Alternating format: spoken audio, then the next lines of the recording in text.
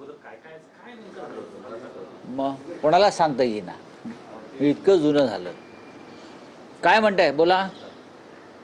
एक तर पहिल्यांदा टीजर आपला प्रसिद्ध झाला आहे चांगल्या मुलाखतीचा आणि त्याला चांगले लाईक्स पण मिळताना दिसून येत आहेत.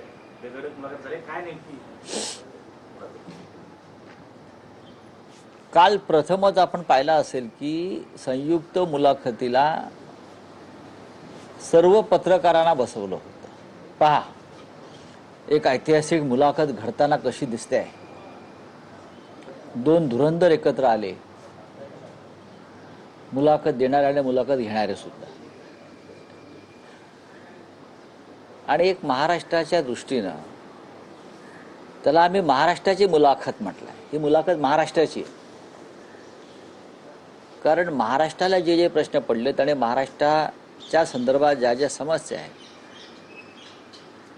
त्या सर्व विषयावर माननीय शिवसेना पक्षप्रमुख उद्धव ठाकरे, माननीय महाराष्ट्र नवनिर्माण सेनेचे अध्यक्ष राज ठाकरे यांनी आपली मतं व्यक्त केली आणि खणखणीत पद्धतीने ते बोललेले आहे. आणि त्यांनी काय सांगितलं आहे, आता नाही तर कधीच नाही.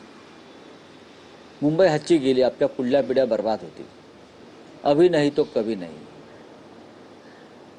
भारतीय जनता पक्षानं जे अधिकारी नेमलेले आहेत निवडणूक आयोगात, न्यायव्यवस्थेत, प्रशासनात, राजकारणात, ते मराठीच आहेत. आणि मराठी माणसाच्या हातून मराठी माणसाचं डेथ वॉरंट काढलं जात आहे. सही त्या डेथ वॉरंटवर मराठी माणसाचीच घेत आहेत. ही भाजपची कसब आहे. देवेंद्र फडणवीस राज्यामध्ये फिरतायत, राज्य वाऱ्यावर सोडून. डेप्युटी सीएम फिरतायत, राज्य वाऱ्यावर सोडून. सगळेच फिरतायत. अजित पवार फिरतायत, भाजपला शिव्या घालत फिरतायत, तरी सरकारमध्ये आहेत. ते त्यांना काल सावरकरांवरती मुख्यमंत्र्यांनी ज्ञान दिलेलं आहे. अरे